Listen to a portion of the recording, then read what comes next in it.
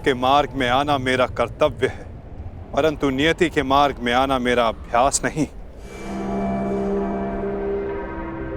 तुम्हारी मृत्यु किसी और के हाथों लिखी है जरासंध, इसलिए आज मैं तुम्हें पुनः जीवन दान देता हूं।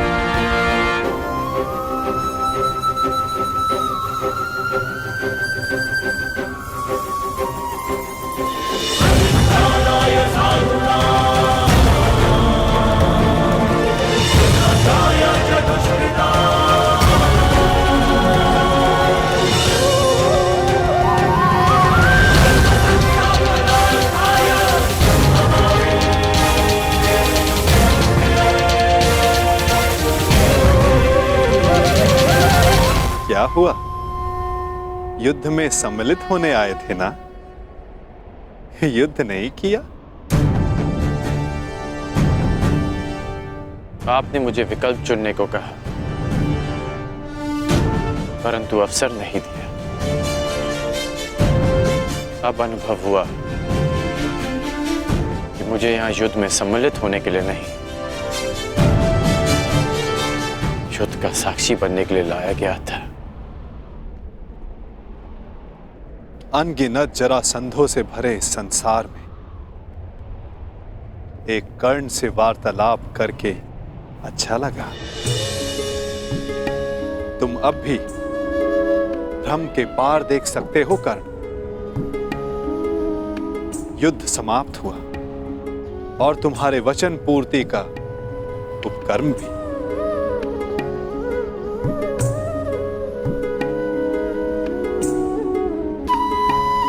तो प्रस्थान करें?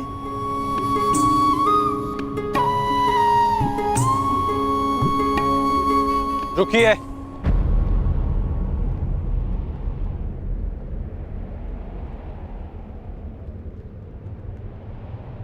वासुदेव,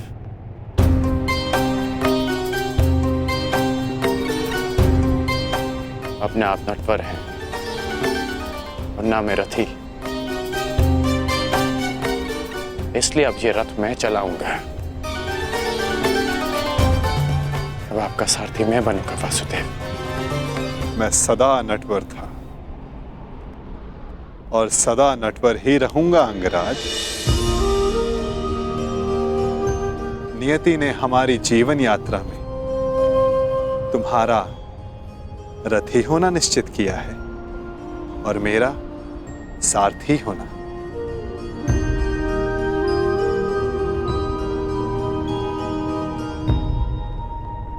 जो मन में है कह डालिए अंगराज। युद्ध ना कर पाने का खेद है? नहीं, क्योंकि जिस युद्ध में आप सम्मिलित हो वहां किसी और का युद्ध करना व्यर्थ है।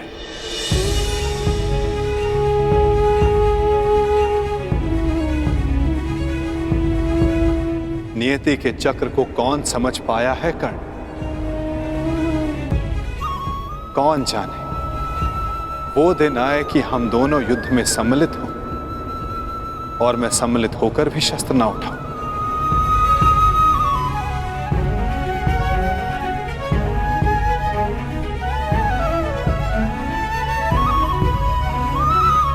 अरे अरे, इतना गंभीर क्यों हो गए? मेरी हर बात पर विश्वास करोगे तो चले जाओगे, और यदि मेरी हर बात पर अविश्वास करोगे तो अधिक चले जाओगे। अब सोचने में ज्यादा समय व्यर्थ मत करो कर्ण, रथ पर बैठो। क्या अब भी कोई यात्रा शेष है?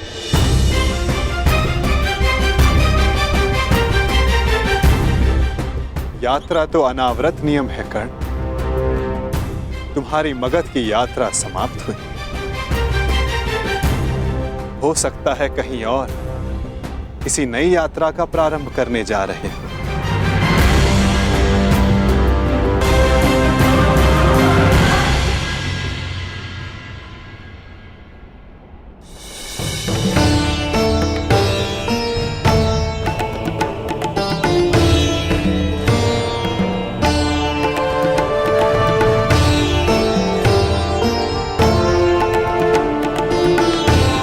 यात्रा मंगलकारी हो पुत्रों। हाँ युवराज, तुम्हारी कीर्ति की अग्नि से वारणावत की हर दिशा प्रकाशित हो।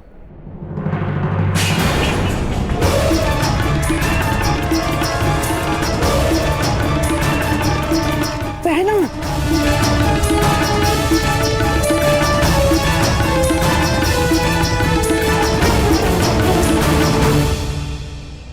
ये तो अपशगुन है। यात्रा प्रारंभ करने से पूर्व आरती की थाली गिरना, ये अशुभ संकेत है। मुझे लगता है कि आप लोगों को ये यात्रा स्थगित कर देनी चाहिए।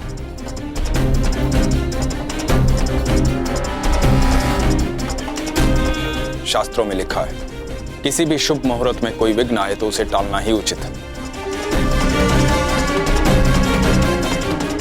भ्राता विदुर कह रहे हैं तो यात्रा स्थगित ही कर देनी चाहिए।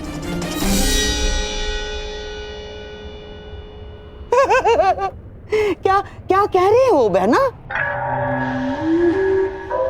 अरे अग्नि तो पवित्र होती है और कदाचित अग्निदेव ये संकेत दे रहे हैं कि इस यात्रा में वो पांडव भांजों के साथ ही है।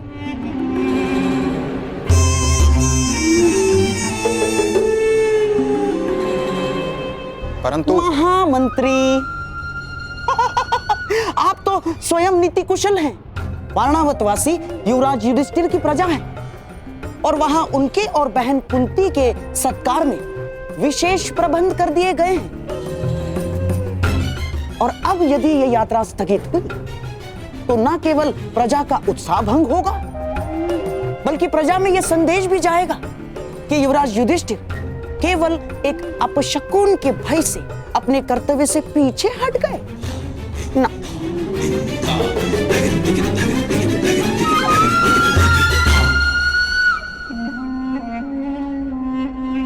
महामंत्री, ये युवराज युधिष्ठिर का अपयश होगा।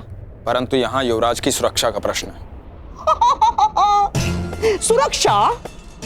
महामंत्री, जिसके साथ भीम और अर्जुन जैसे महाबलशाली भाई हों, जिन्होंने पांचाल को बात ही बात में परास्त कर दिया हो, उन्हें किसका भय? मामा श्री का मत उचित है काका श्री, परंतु आपकी मंत्रणा भी आवश्यक है। यदि आप कहेंगे तो हम नहीं जाएंगे।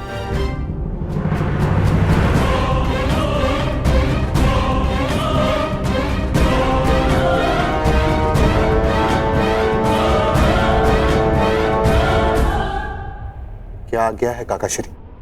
ठीक है युवराज, आप प्रस्थान करें।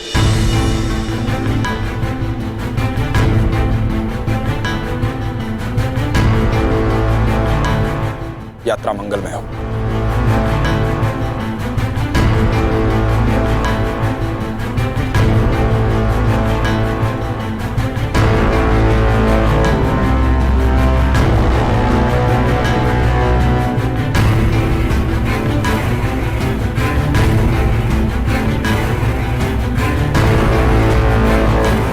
चलिए माता श्री।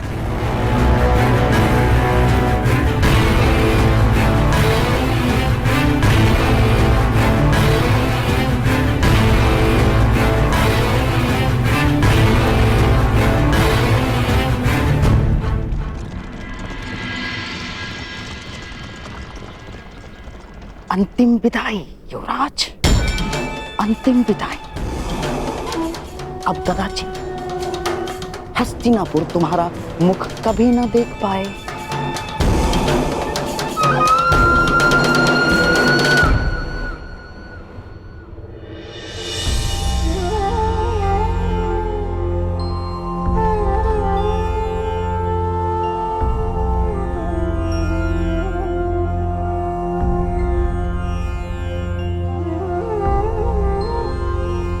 वासुदेव,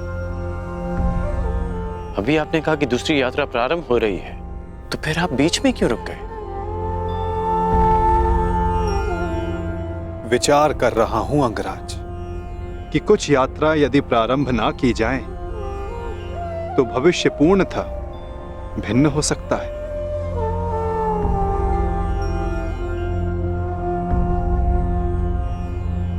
मैं आपकी ये पहेली भी समझ नहीं पाया।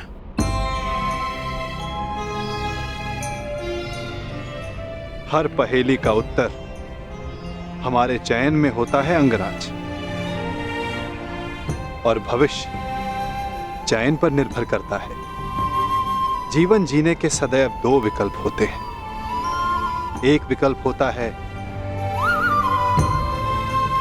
इस पाषाण खंड की भांति, जो अपने अहंकार, अपने हठ, अपनी जड़ता के बोझ के कारण भारी और कठोर हो जाता है, जो ना अपना चुना हुआ मार्ग बदलता है और ना ही अपने विचार।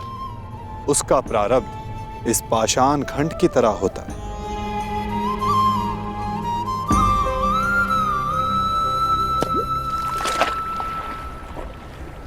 जल में डूब जाना।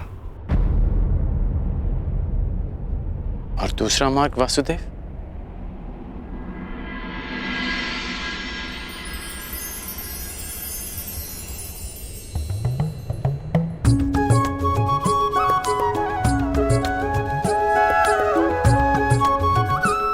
भक्ति मार्ग, इस मोर पंख की भांति हल्का,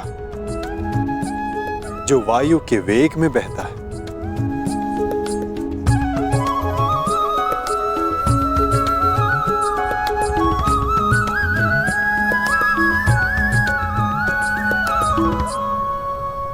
जो इस मोर पंख की भांति होते हैं,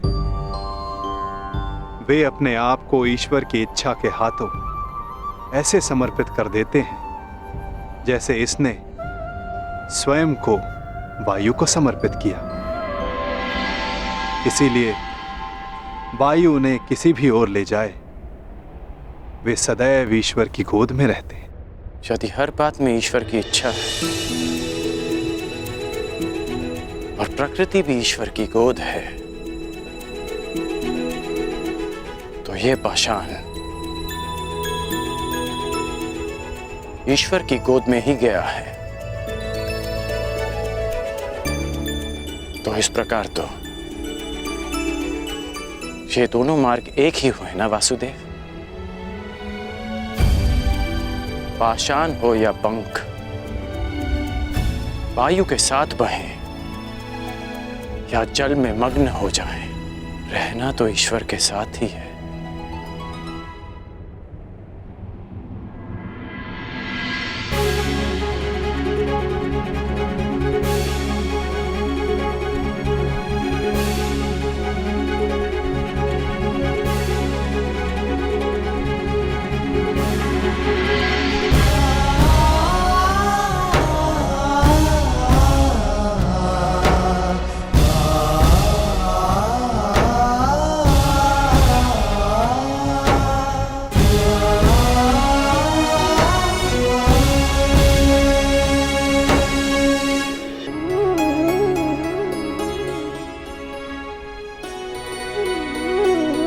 मैं हमेशा तुम्हारी प्रशंसा करता आया, परंतु आज तुमने मेरा सम्मान अर्जित किया है कर्ण।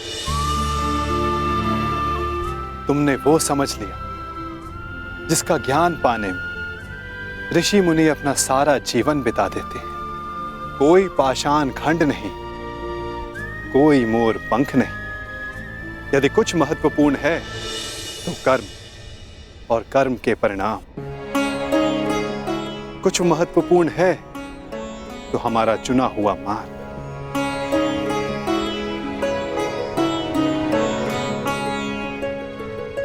बहुत ज्यादा सोचते हो अंगराज, बहुत समय भी व्यर्थ करते हो।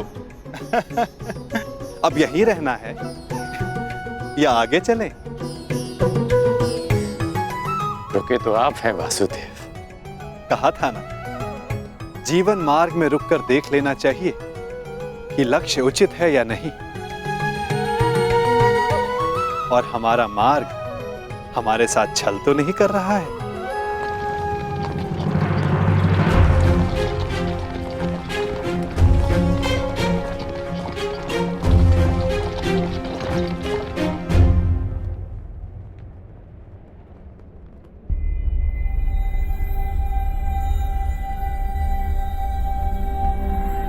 ये दो रथ क्यों वासुदेव? क्योंकि यहां से दो मार्ग जाते हैं कर्ण, एक हस्तिनापुर को और दूसरा पांचाल को। तो अचानक आप पांचाल जा रहे हैं? कहीं इसका संबंध पाषाण खंड और मोरपंख के चुनाव से तो नहीं? नहीं कर, आवश्यक नहीं कि हम केवल पाषाण खंड या मोरपंख ही हों।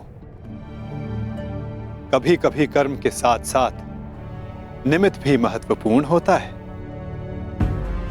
हम में से कुछ पाषाण पानी के लिए निमित्त होते हैं, मोरपंख के लिए वायु का, और निर्माण के लिए अग्नि का।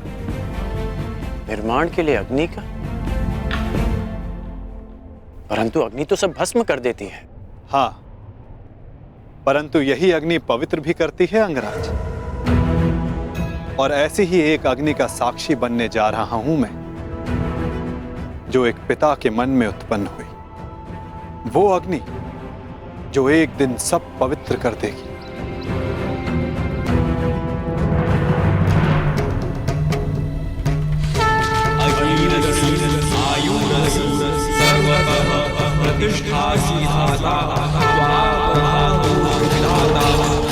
हमारे प्रतिशोध की अग्नि शांत करने के लिए दो अतिथि शीघ्र प्रस्तुत होंगे द्रौपद। मैं भी उनके स्वागत के लिए आतुर हूं ऋषिवर। तब से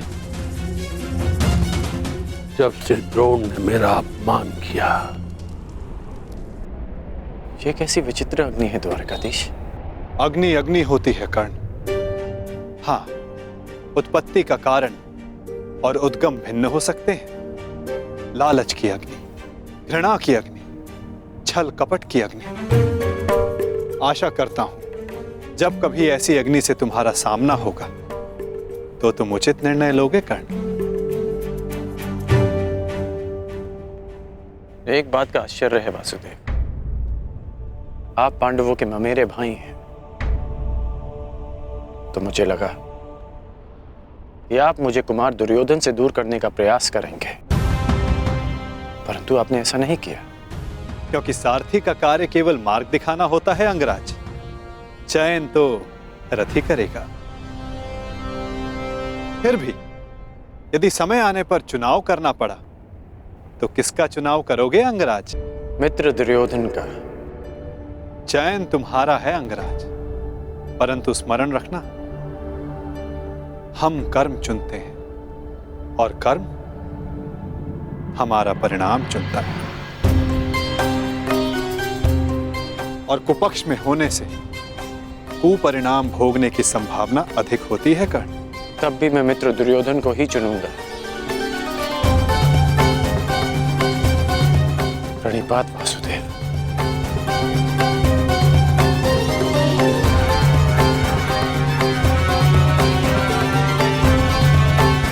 विदा कर्ण।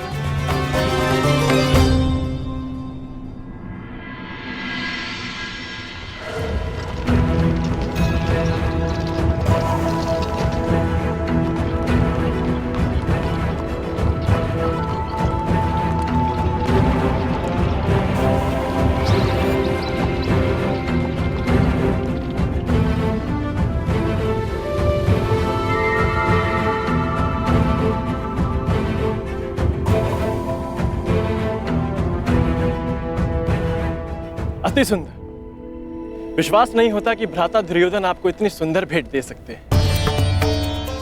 समय के साथ सब बदलता है अनुज। खट्टी कैरी भी समय के साथ बदलकर मीठा आम बन जाती है। अनुज दुर्योधन को भी दूसरा अवसर अवश्य मिलना चाहिए।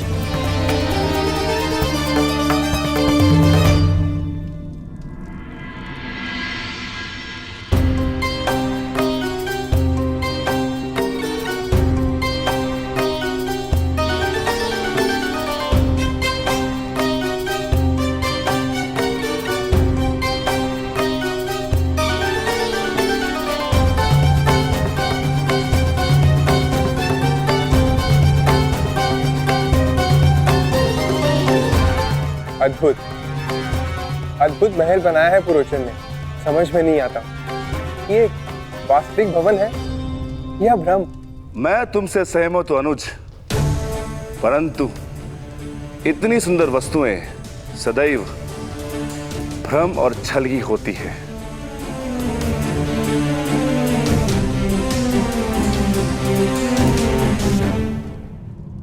तो कौन सी भूल हो गई मामाश्री?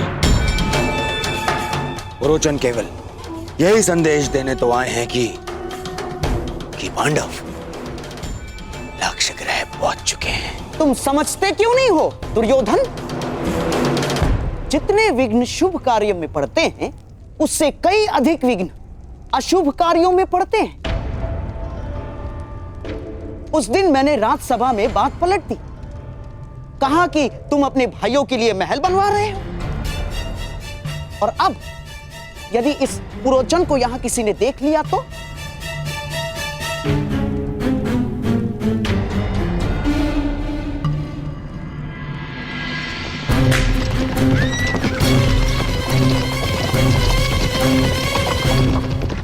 मत भूलो, षड्यंत्र तभी सफल होते हैं जब तक वो गुप्त रखे जाते हैं। भेद खुल जाने पर सारा खेल समाप्त, सफा चट।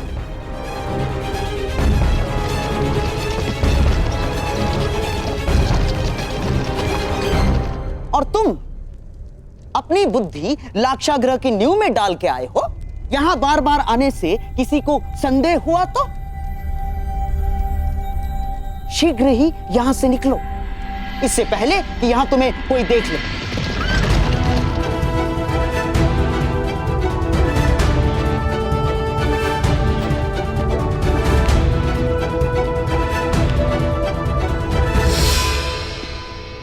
जी मैं तो बस ये पूछने आया हूं कि मुखाग्नि कब देनी है? शीघ्र, शीघ्र, अति शीघ्र, समझ गए? मामाश्री, परंतु यदि सब कुछ इतना ही शीघ्र हुआ तो भी तो लोगों को संदेह हो ही जाएगा ना। संदेह तो किसी भी स्थिति में तुम पर ही आने वाला है मेरे होने वाले सम्राट। परंतु मैं ये चाहता हूं कि बस ये संदेह पांडवों के अंत के पश्चात ही हो, उससे पूर्व नहीं ना।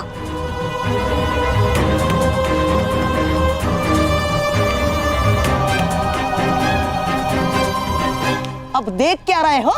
जाओ। रुको पुरोचन, कहते हैं कि बड़े भ्राता को मुखाग्नि अनुज ही देता है।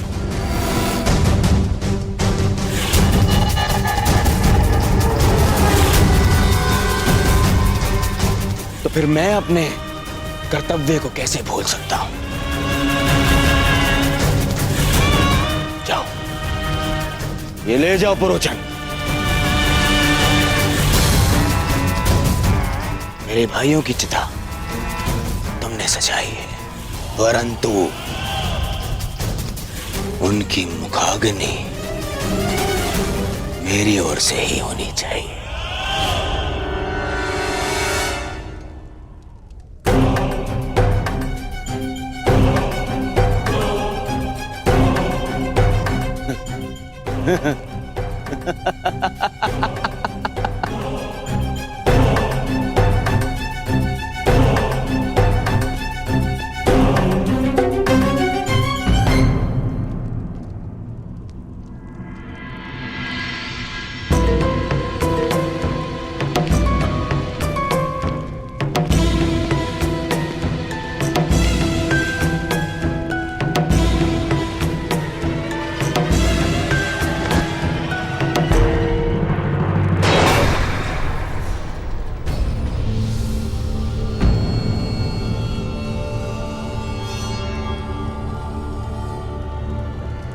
पुरोचन महोदय, इतनी शीघ्रता में कहां जा रहे थे आप?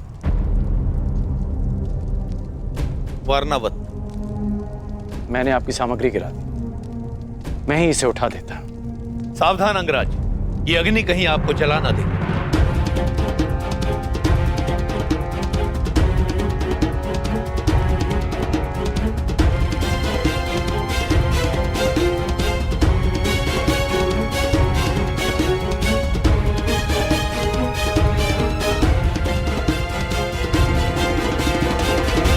ये अग्नि लिए कहां जा रहे हैं आप? ये अग्नि नहीं है अंगराज, ये वो प्रकाश पुंज है जो हस्तिनापुर का भविष्य बदल देगा, और साथ में आपका और मेरा भी, क्योंकि हम दोनों विजेता के पक्ष में हैं। अब मुझे आज्ञा दीजिए।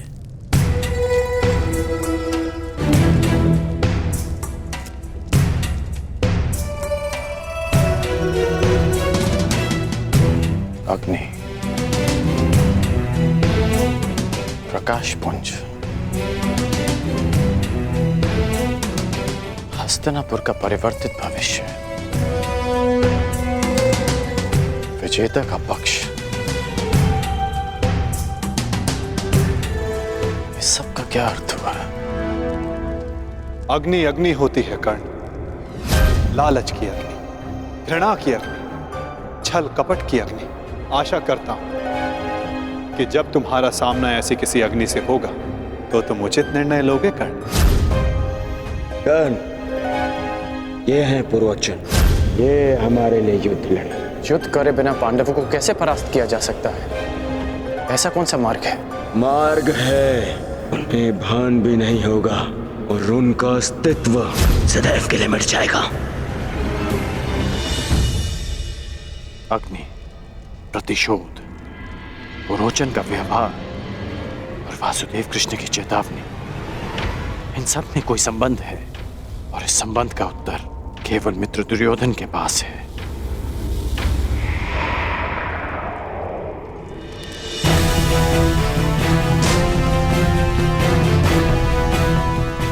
मुहूर्त आ गया है पांचाल राज।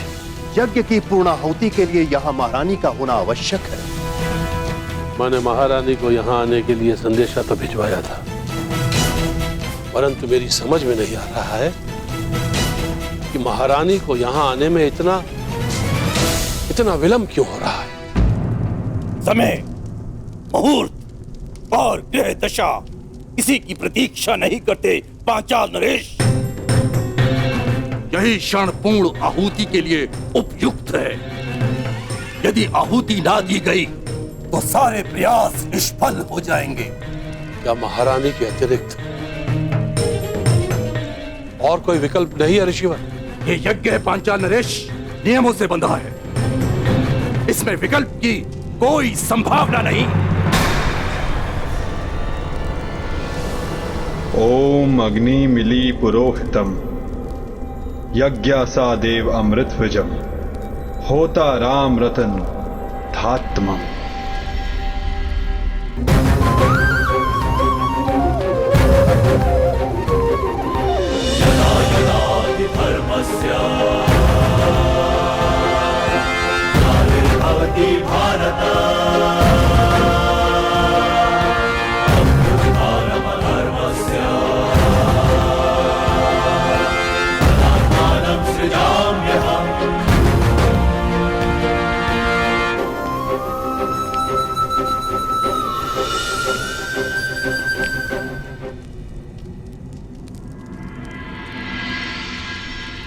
विचित्र बात है, प्यासे के समक्ष जल रखा है और वो प्यास बुझाने का विकल्प ढूंढ रहा है। मैं आपके कहने का अभिप्राय समझा नहीं वसुदेव। अग्नि से बड़ा ना कोई पुरोहित है, ना उससे बड़ा कोई गोत्र, ना उससे बड़ा कोई वरदायक, ना ही इच्छा पूर्ति का स्रोत। अयोनिज के लिए यही गर्व है। जब अग्नि आपके समक्ष प्रस्तुत हो तो विकल्प क्यों ढूंढ रहे हैं पांचाल नरेश? क्या मैंने कुछ अनुचित कहा मुनियाज? परंतु ये प्रयोग अगर विफल रहा तो ये यज्ञ भंग भी हो सकता है। एक मनुष्य पुनः ये यज्ञ नहीं कर सकता। परंतु यदि इसी समय पूर्ण आहुति ना दी गई तो भी ये यज्ञ निष्फल होने ही वाला है ना। सोच क्या रहे हैं पांचाल नरेश? समय हाथ से जा रहा है। यज्ञ अग्नि प्रचंड हो रही है।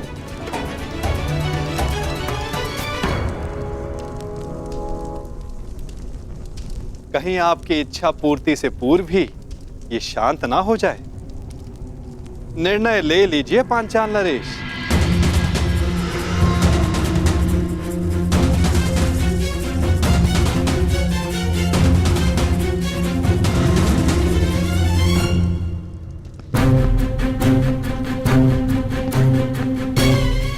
इतनी शीघ्रता से कहाँ जा रहे हो अंगराज कर्ण?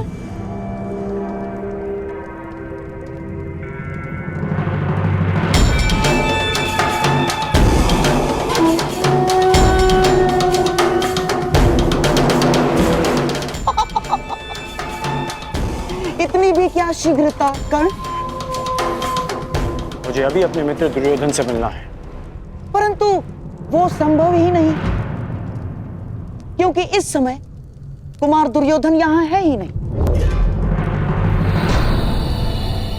मुझे आप पर विश्वास नहीं गांधार नरेश।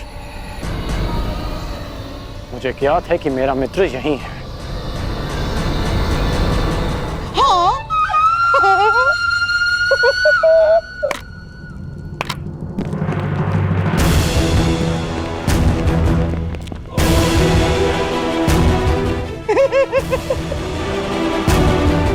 अब तो तुम समझ लो कि शकुनी नहीं चाहता कि तुम दुर्योधन से मिलो।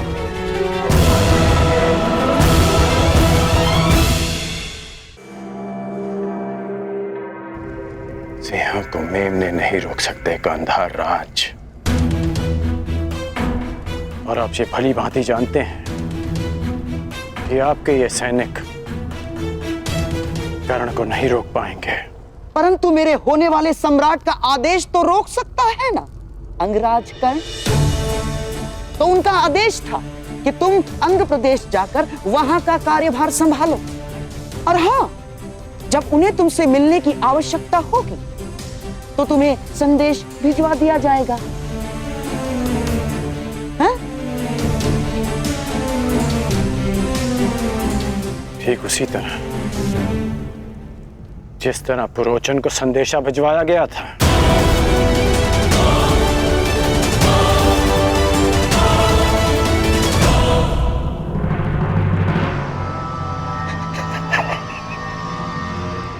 कुमार दुर्योधन के प्रति तुम्हारी निष्ठा की सराहना करता हूं मैं कर्ण, परंतु निष्ठावान तो पालतू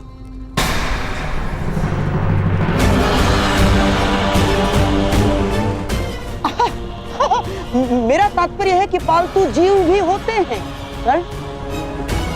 उन्हें अपनी सीमा में रहना उनके हित में होता है। इसीलिए शकुनी चाहता है कि तुम अपनी सीमा में रहो। अंग लौट जाओ।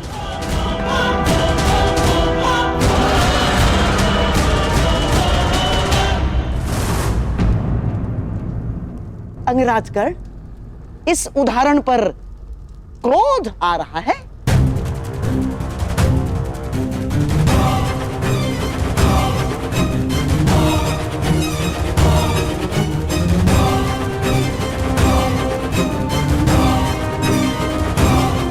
एक क्षण के लिए तो लगा कि आप मेरी तुलना पालतू जीव से कर रहे हैं, परंतु फिर अनुभव हुआ कि ना मैं अपनी बहन के ससुराल में रह रहा हूं और ना ही अपने भांजे की कृपा पे पल रहा हूं।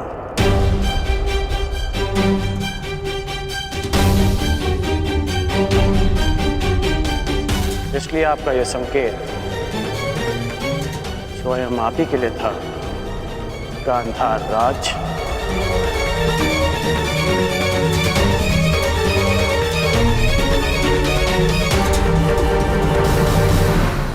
हुआ? मेरे उद्धारण पर क्रोध आ रहा है?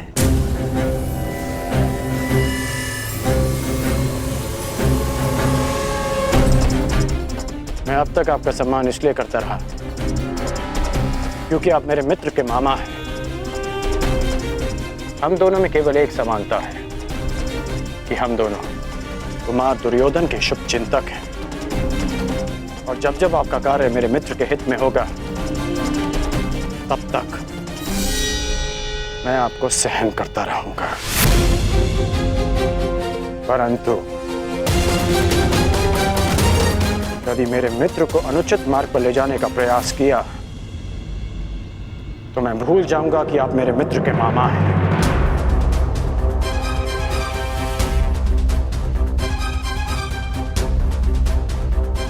और उस समय आपका अंत उस पालतू जीव की भांति होगा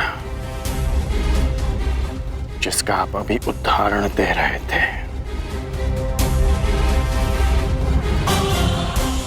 रोचन यहां क्यों आया था और उसका क्या लक्ष्य है, ये तो मैं जानकर ही रहूंगा।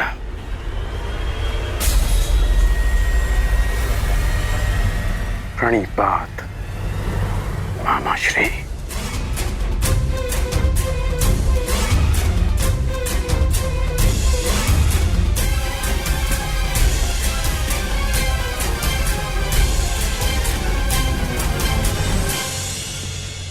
जब तक तुम्हें यह ज्ञात होगा कि पुरोचन यहां क्यों आया था, तब तक पांडव भस्म हो चुके होंगे। पांडव कहीं दिख क्यों नहीं रहे?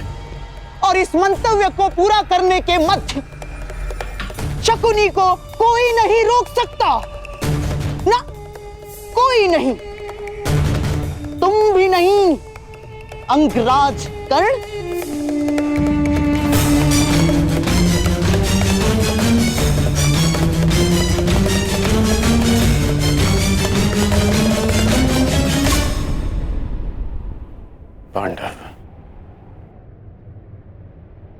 पांडव ही मित्र दुर्योधन के शत्रु हैं। वो महल में नहीं दिखे, वो यहां नहीं है। कहां जा सकते हैं वो?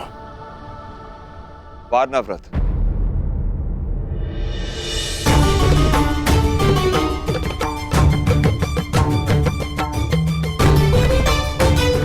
पिताश्री,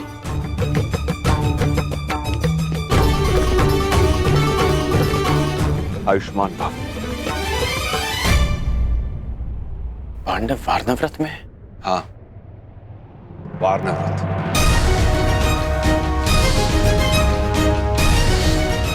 रोचन महोदय, इतनी शीघ्रता में कहां जा रहे थे आप? वारनावत, ये अग्नि नहीं है अंगराज, ये वो प्रकाश पुंज है जो हस्तिनापुर का भविष्य बदल देगा।